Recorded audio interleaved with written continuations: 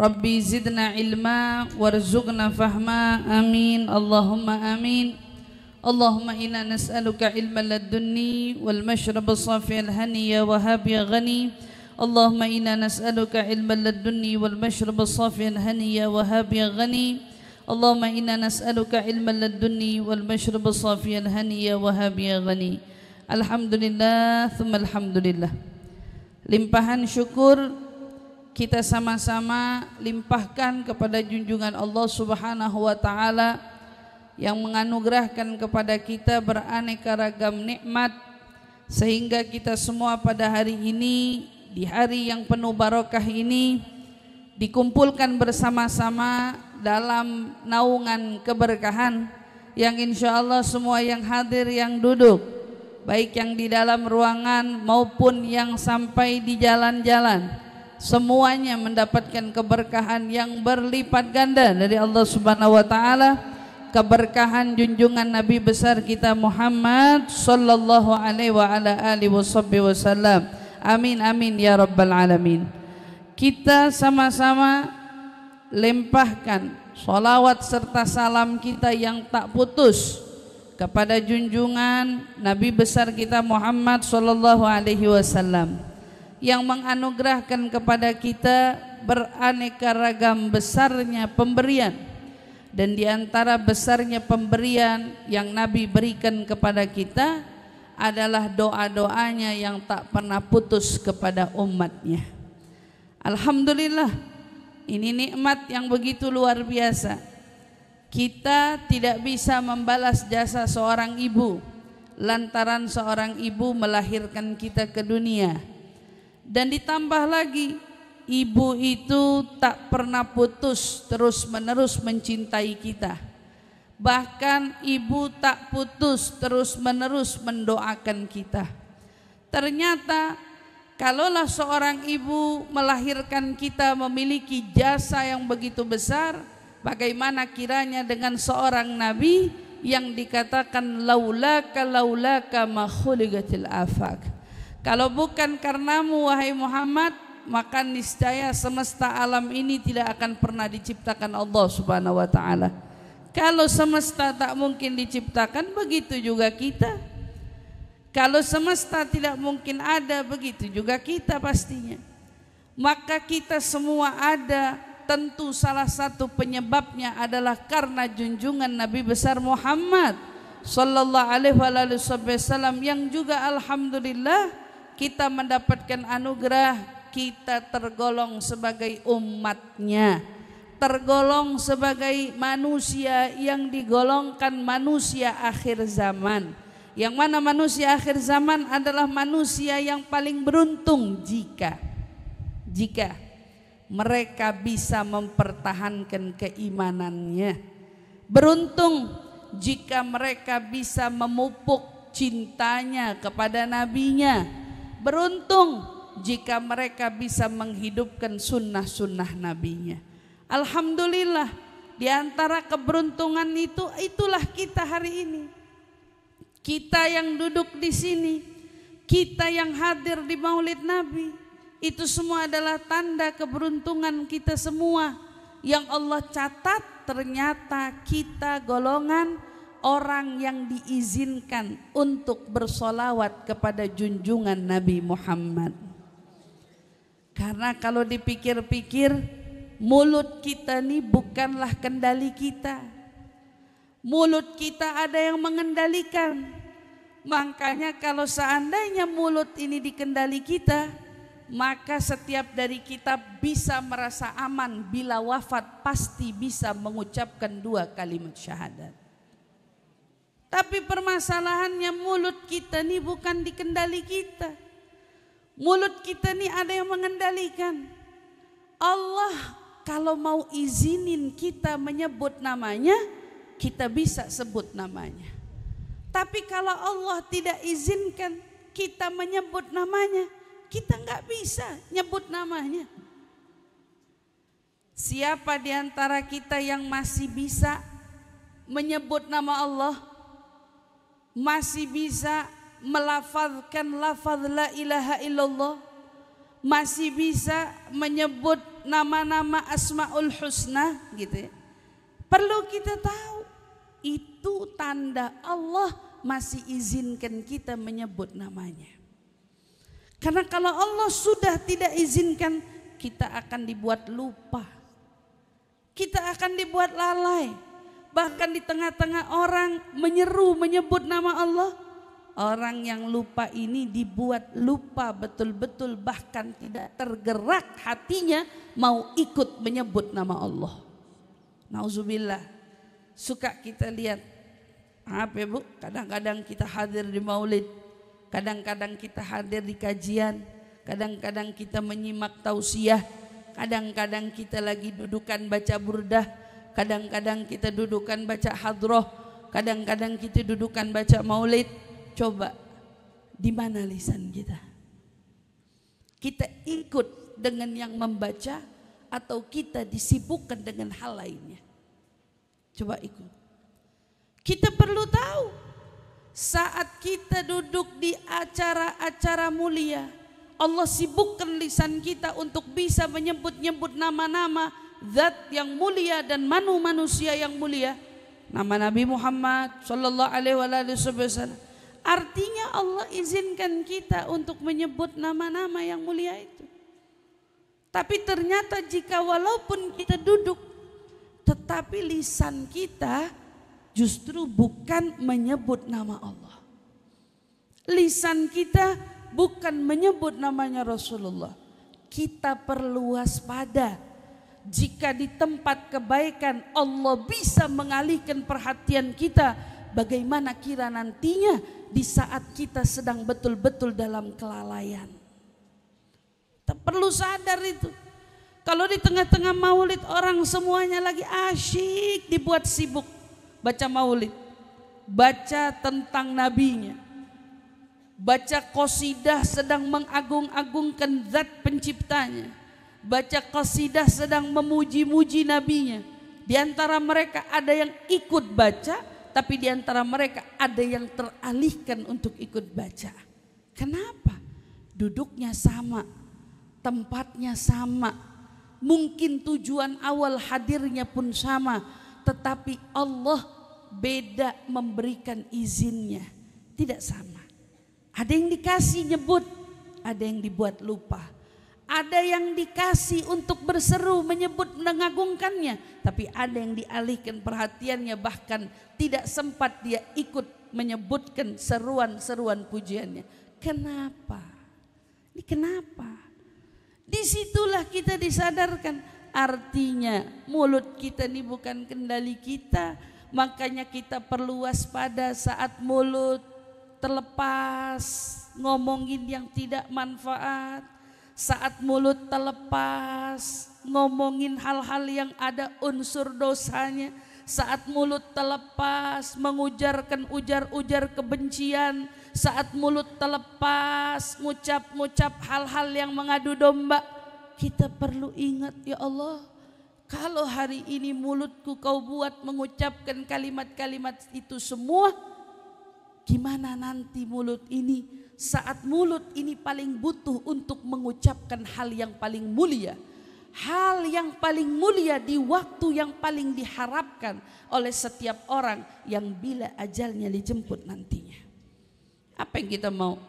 Semua harapan kita, kalau sakaratul maut datang, kita pengen mudah lisan ini mengucapkan 2 kalimat syahadat.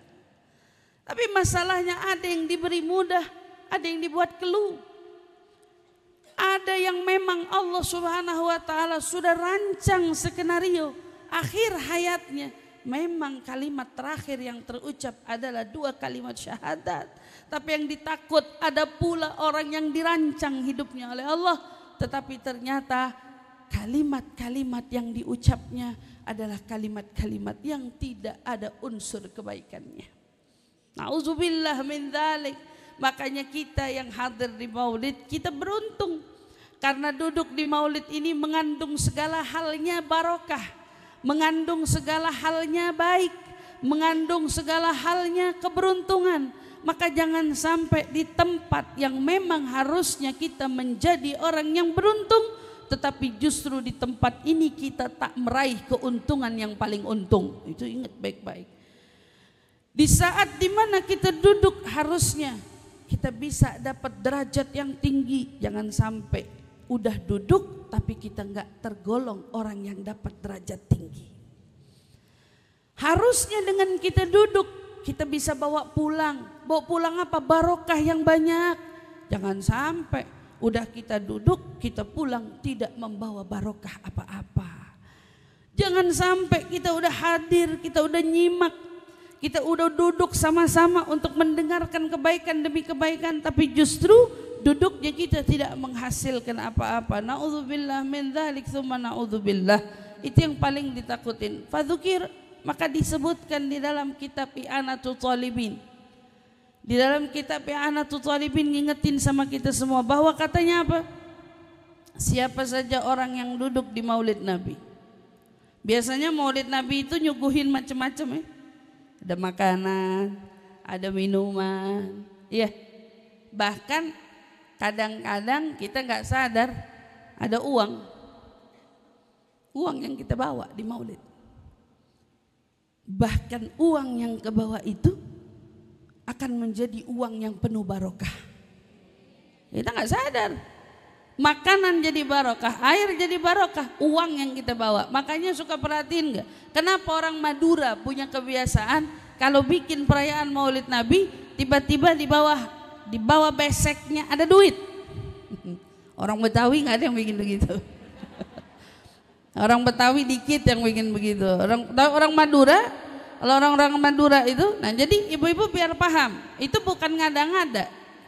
Di dalam kitab I'anatul Talibin itu emang disebut, kalau, nah ini ibaratnya, kalau naruh apapun di tengah maulid Nabi, yang ditaruh itu berubah jadi berkah semuanya. Berubah jadi barokah. Nah orang-orang Madura ngambil kesempatan, maulid Nabi duit disisipin, ditaruh. Yang dapat ada yang 20, ada yang 50, ada yang 100. Nasib-nasiban di dalam beseknya. Itu duit 20, 50, 100. Itu duit barokah. Yang dengan adanya uang itu bisa memberikan keberkahan bagi uang-uang lainnya. Tuh beda tuh. Uangnya dijadiin uang barokah. Kenapa? Karena uang ini ikut maulid Nabi Muhammad SAW. Lah kalau uang bisa jadi barokah, makanan bisa jadi barokah, minuman bisa jadi barokah, kita mestinya bisa jadi barokah juga. Orang yang hadir maulid mestinya bisa nularin orang cinta sama Nabi juga. Orang yang hadir di maulid mestinya bisa nularin orang. Nularin apa? Orang biar bisa ikut baik kayak kita. Orang yang hadir di maulid Nabi juga bisa ngasih barokah, bukan cuma tentang ada air minum barokah, ada makanan barokah, kitanya sendiri berkah. Ibu-ibu yang baru pulang dari maulid ketemu sama anak, rahmatnya makin besar, rahmatnya makin banyak. Ketemu sama cucu, rahmatnya makin banyak. Ketemu sama anak sama cucu ngomongnya baik-baik, manis-manis. Udah pokoknya jidah dari mana sih? Dari maulid. Oh beda jidah dari maulid sama pulang dari mall. Jidahnya pulang dari maulid sama pulang dari pasar beda. Kalau pulang dari pasar sonoan. Kalau pulang dari maulid disambut cucunya, dipeluk. Kenapa? Berkah maulidnya masih ke bawah. Pulang dari maulid itu juga begitu. Begitu pulang dari maulid, iya ketemu pasangan, ketemu suami, rahmat ke bawah. Bahkan suaminya yang kagak maulid masih dapat kecipratan kita yang datang maulidnya. Gara-gara apa? Gara-gara kita punya diri emang kena berkahnya maulid Nabi Muhammad SAW. Serumah bisa kena dampak karena kitanya berkah. Gara-gara duduk di maulid maulid Nabi. Gak ada orang pulang dari maulid Nabi jadi arogan. Gak ada orang pulang dari maulid Nabi jadi marah-marah. Gak ada orang pulang dari maulid Nabi yang tiba-tiba jadi apa? Jadi orang yang ngomongnya na'udzubillah kasar. Gak ada. Kenapa? Karena umumnya harusnya dia barokah. Kalau sampai ada yang duduk di maulid, hadir di maulid, datang di maulid, tapi dia dapatnya kebalikan itu, marah-marah. ucapan katanya buruk, perbuatannya buruk. Udah, ini nggak apa lebih ngajarin kita lagi bahwa ternyata di antara orang yang mendapatkan keberkahan ada orang yang memang tertolak dari keberkahan. Di antara ada orang yang memang Allah mau kasih kebaikan, ada orang yang memang terhalang untuk mendapatkan kebaikan. Ini bukan tentang tempat, bukan lagi tentang maulidnya, tetapi tentang siapa dulu orangnya. Apakah dia orang yang Allah memang mau kasih barokah, atau orang yang Allah mau halangi dia dari barokah. Makanya saya selalu ingetin, ayo Bu, hari ini orang banyak yang sedih. Perkara apa? Perkara isi dompetnya, sedih perkara rumah tangganya, sedih perkara urusan anak-anaknya. Ini waktunya duduk di maulid. Dengan izin Allah, kalau dia datangnya betul-betul sungguh-sungguh mau ngalap barokahnya Nabi, duduk dia di sini. Ibu punya masalah apa? Oh, kebetulan masalahnya masalah rumah tangga. Sini tawasul sama Nabi. Ibu punya masalah apa? Kebetulan masalahnya sama anak. Sini tawasul sama Nabi. Kalau cuman baru masalahnya sama dompet, sini tawasul sama Nabi. Bawa dompetnya, duduk di maulid, buka dompetnya. Saya pernah ngingetin ya, bukan salah satu majelis saya, barangkali ada yang pernah hadir. Jadi saya ngomong bukan ngarang, emang ada di kitab.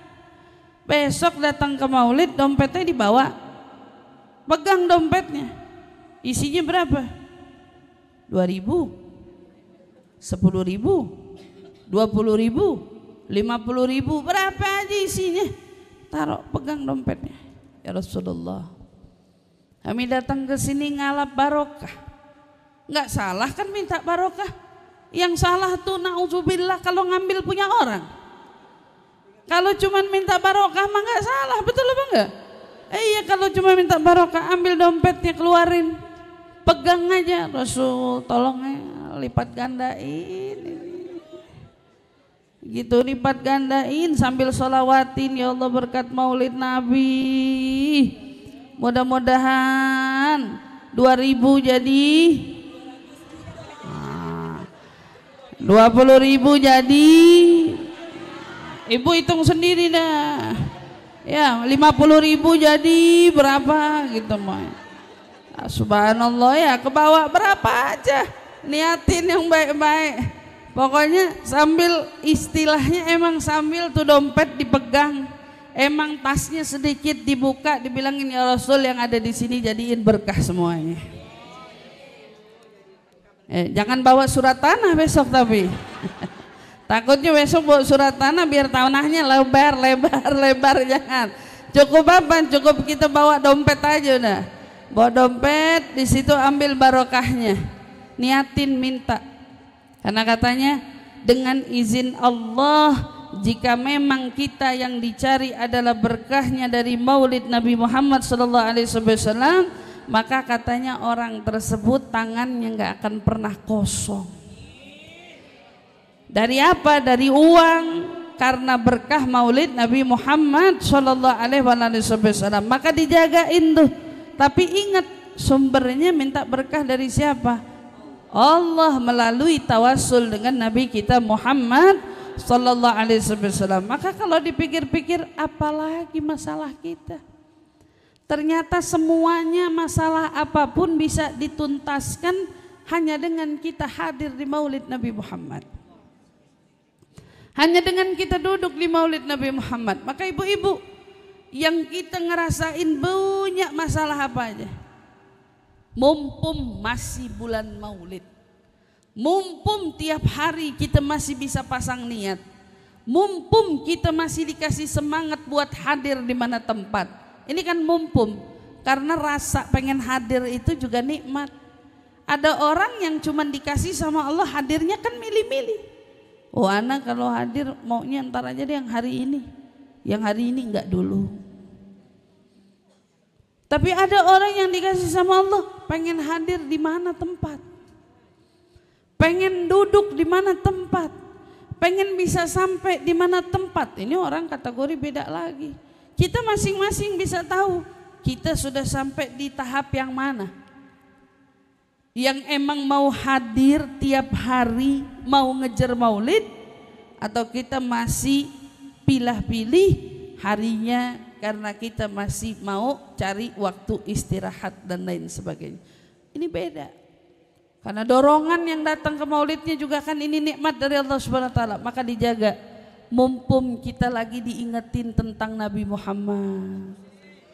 Mumpung lagi kita diingetin tentang betapa indah akhlaknya Nabi Muhammad. Yang pulang dari maulid bukan cuma bawa berkah, tapi pulang dari maulid bisa bawa ilmu tentang Nabi Muhammad. Ibu belajar sabarnya Nabi, belajar akhlaknya Nabi, belajar budi pekerti Nabi. Banyak kan yang kita pelajarin selama ini. Gimana Nabi SAW sabarnya disakitin, Nabi sabarnya dijahatin. Sampai ada sebuah kisah yang begitu luar biasa ya, ngingetin sama kita tentang sabarnya Nabi. Yang Nabi itu sengaja digaliin lobang biar Nabi bisa kejeblos masuk ke dalam tuh lobang. Kita Bu, maaf, sejulit-julitnya orang hari ini sama kita, siapa yang galiin kita lobang? Ada yang galiin kita lobang? Kita keluar dari rumah nggak sengaja biar kepleset masuk aja ke dalam. Karena orang sekarang emang kadang-kadang gali lobangnya beda, caranya udah canggih.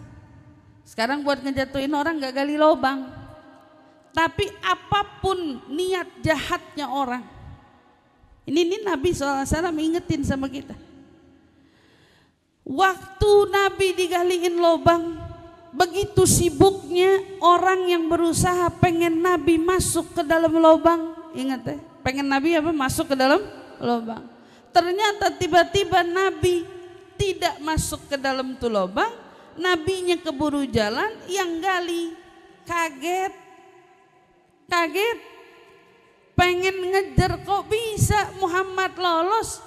Kagetnya dia buat ngejar malah bikin dia kejeblos. Tuh, dia yang masuk sendiri. Kalau hari ini kita dengar ada orang punya niat buruk sama kita, begitu dia punya niat buruk tidak kena sama kita, kenanya sama dia. Ibu apain?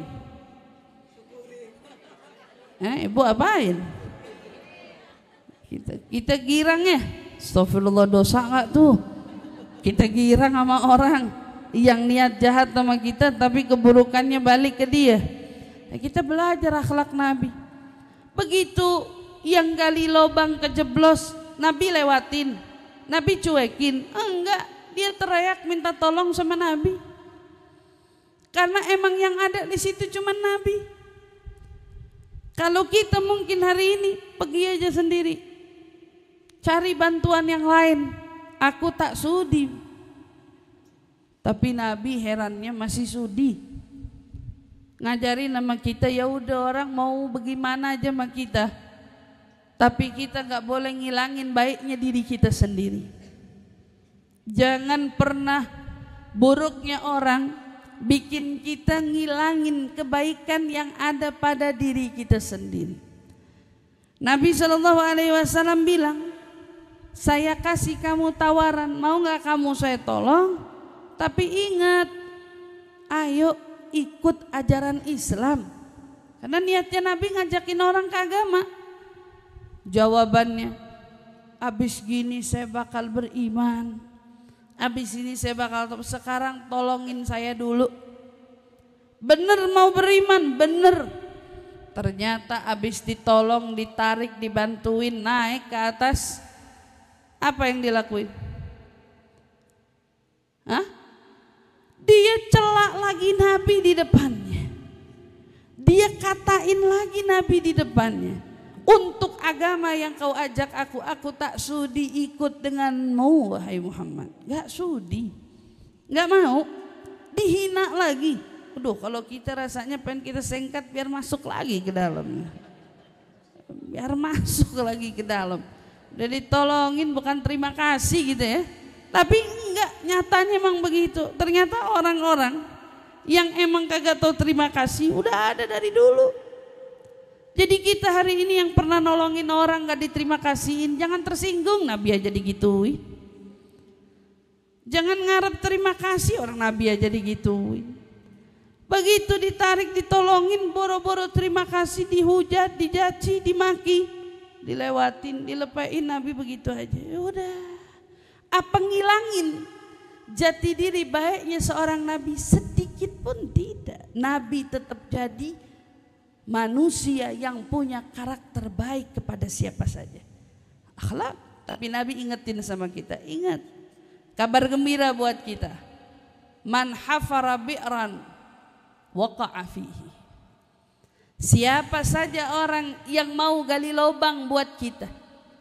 Ibarat kata gali lubang hari ini, yang pengen kita jatuh, yang pengen kita hancur, yang pengen kita jatuh, yang pengen kita nggak beruntung, yang pengen kita buruk, yang pengen keburukan apapun terjadi menimpa kita, kata Nabi, siapapun yang berupaya melakukan itu, biasanya upaya-upayanya bakal kena ke dirinya sendiri. Kita begitu baca hadis ini, kita menyengir aja hidup. Apa pusingnya ngurusin jahat betul tuh orang, ngapain? Kata Nabi, kalau emang dia jahat, dia gali lubang buat kita, lubangnya buat dirinya sendiri. Ada orang buruk punya niat sama kita, buruknya bakal kembali buat dirinya sendiri. Semua niat-niat buruknya orang yang orang niatkan untuk diri kita, hakikatnya sedang dia bangun untuk dirinya sendiri. Dah dari situ kita dengar, oh ternyata buat apa hari ini kita nggak tidur gara-gara orang? Buat apa hari ini kita mikirin jahatnya orang? Buat apa hari ini kita sibuk ngurusin bagaimana upaya orang untuk menjatuhkan kita?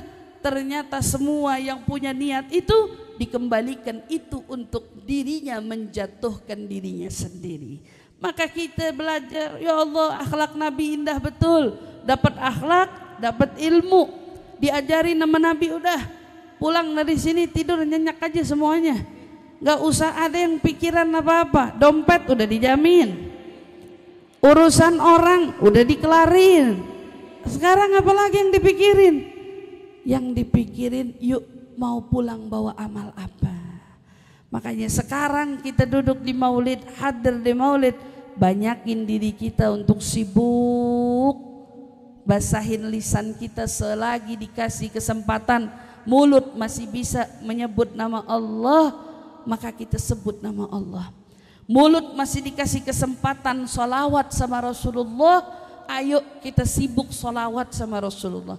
Jangan sampai duduk di maulid, maulidnya lagi dibaca, maulid lagi dibaca tentang Nabi, tapi kita ternyata kepancing bukan ngomongin tentang Nabi, tapi ngomongin tentang orang lain. Banyak gak yang kayak gitu? Maulid lagi dibaca, ngomonginnya tentang Nabi. Wa wulida sallallahu alaihi wasallam makhtunan makhulan biadil inayah. Itu kan maulid lagi ngomongin Nabi lahir. Berarti kan lagi cerita tentang Nabi. Wah, di luar atau di mana ada yang sibuk, tahu nggak kabarnya si ini? Tahu nggak ini udah begini? Ini lagi ngomongin Nabi. Tak adab. Adabnya di mana?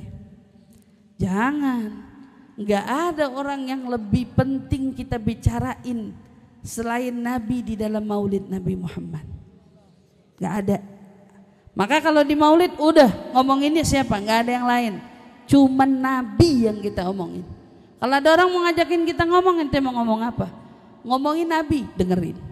Mau ngomongin yang lain, ntar aja abis maulid baru kita omongin yang lain. Kenapa? Karena di sini tidak ada yang pantas diomongin melebihi Nabi. Bahkan ingat ada seorang sahabat Nabi dulu dikenal itu bu suaranya emang lantang. Kalau ngomong emang suaranya tinggi. Saya lupa namanya. Tapi emang dia kalau ngomong itu suaranya selalu lebih keras. Ternyata emang suaranya kalau kita bilang ngebas, suaranya lantang, suaranya kenceng, istilahnya gitu ya. Suaranya kenceng, lantang, keras. Singkat cerita, tiba-tiba turun ayat dari Allah Subhanahu wa taala, la tarfa' aswatakum fawqa sautin nabi. Jangan ada yang angkat suaranya lebih tinggi dari suaranya Nabi. Enggak ada. Kalau Nabi ngomongnya gini, Assalamualaikum. Enggak ada yang boleh jawab, Waalaikumsalam. Enggak boleh. Enggak boleh ada yang level suaranya lebih tinggi dari suara Nabi. Ini adab. Ini juga ilmu kan jadi dipakai. Kadang-kadang buat apa? Buat kita nyikapin diri kita depan guru. Ustazah lagi kasih tausiah, guru-guru kita lagi nyampein pesan-pesan, suara kita nggak boleh lebih kencang dari mereka, suara kita nggak boleh lebih berisik daripada mereka. Dan bahkan untuk karakter orang baik aja itu udah nggak bijak dari awal. Orang lagi ngomong dia ngomong, itu kan udah nggak pantas gitu. Oke, ala kulli hal, ini zaman Nabi. Begitu turun ayat gak boleh ada yang ngangkat suaranya lebih tinggi dari suara Nabi. Ini satu sahabat yang suaranya emang karakternya besar, suaranya tinggi, nangis gak berani keluar dari rumahnya. Nangis gak berani keluar dari rumahnya, kepikiran takut kalau diajak ngomong sama Nabi, suara dia pasti lebih gede daripada suaranya Nabi. Lihat adab, padahal itu bukan maunya dia. Emang dia punya karakter suara tinggi, karakter suaranya besar. Jadi kalau ketemu sama Nabi suaranya pasti, kalau diajak ngomong, Nabi ngomongnya katakan levelnya 5, dia levelnya 8. Selalu lebih tinggi suaranya. Jadi dia takut sampai berhari-hari gak keluar, ditanyain sama Nabi. Nabi kan biasanya begitu. Kalau sahabat yang biasanya ada terus tiba-tiba gak ada, dicariin mana tuh fulan, kok udah lama saya kagak lihat. Wah, dicariin sama sahabat. Begitu didatengin, kemana aja kamu, Rasul nyariin. Dia bilang saya gak berani keluar, saya takut kalau Nabi ajak saya ngomong, saya telah melanggar yang Allah larang, bahwa suara kita gak boleh lebih tinggi dari suara Nabi. Lihat bu, adab sama Nabi SAW. Kemudian didatengin kata Nabi, buat kamu ngomong aja, jangan takut karena ini emang bukan maunya kamu, bukan maunya dia kan. Allah yang emang kasih suara dia begitu, berarti bukan maunya dia. Nah, tapi kadang-kadang kita boleh jadiin pelajaran. Kita duduk di maulid Nabi, ini kan ngomonginnya Nabi, hukumnya berarti masih berlaku sampai hari ini. Kalau Nabi lagi diomongin, gak ada yang boleh suaranya lebih tinggi dari itu. Gak ada yang suaranya boleh lebih keras daripada itu. Malu. Kenapa? Nabi yang lagi diomongin. Makanya agak, berarti volume kita kalau di maulid emang kita harus pelanin. Kalau biasanya di luar maulid kita kalau ngomong, apa kabar? Sehat. Maulid gitu, sehat. Nah, masalahnya maulid kalau semuanya ngomong begitu, apa kabar? Sehat. Begitu itu namanya hamas kan, bisik-bisik. Kalau yang ngomong 10 berisik juga.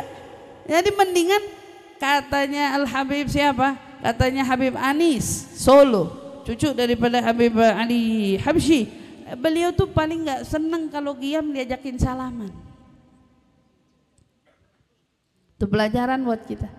Saya ngingetin buat semua yang ngebagiin bunga, ngebagiin minyak wangi misalnya gitu ya, kepada saat momennya bulan maulid, itu nggak usah kerepotan nunggu yang lagi qiyamnya itu kayak nadahin tangan. Kalau mau semprot aja semprotin aja gitu, habis gitu lewat. Apalagi kalau lagi khusyuk dicolek-colek, menawarin minyak wangi, kasih aja. Dia nggak berkenan nanti dia lap sendiri. Arti yang penting jangan distract orang lagi diam, jangan distract orang lagi khusyuk, lagi ngucapin salam sholawat sama Nabi Muhammad SAW. Ya kita lewat aja. Makanya orang Hadramut itu nggak ngebagiin minyak wangi, tapi ngiterinnya bukhur. buhur semua ya kebagian aja, yang mau ngambil dia bakarin dirinya, nggak mau ya sudah dia asepin dirinya, kalau nggak ya sudah. Kita mau bunga, kita mau parfum, boleh semuanya, tapi nggak boleh ngeganggu kesyahduan dari qiyam itu sendiri. Begitu juga halnya dengan salaman, tegur sapa. Jangan kita rusak momen syahdunya qiyam hanya karena tegur sapa antara kita satu sama lainnya. Enggak, lah kalau ustazah datang gimana? Apalagi ustazah datang kasih jalan aja, enggak usah repot, enggak usah berisik, kasih jalan masuk kelar sampai di tempat. Kenapa? Karena momen syahdunya yang perlu paling dijaga dan diperhatikan. Karena para ulama menjadikan qiyam adalah sakralnya. Sakralnya apa? Sakralnya maulid. Maka saat qiyam dijagain yang betul. Momennya mau bagi-bagiin parfum, bagiin apa bagiin, tapi semuanya bil adab, pakai adab. Kenapa? Karena yang kita lagi bahas, yang kita jadiin maulid ini menjadi acara yang paling sempurna, karena ini adalah maulid Nabi kita Muhammad sallallahu alaihi wasallam. Fabarakallah, kita doain semoga Allah memberkahi Ibu Haji Sobah yang terus menerus gak mutus buat selalu melakukan semampu yang bisa dia lakukan untuk merayakan perayaan maulid baginda Nabi Muhammad SAW.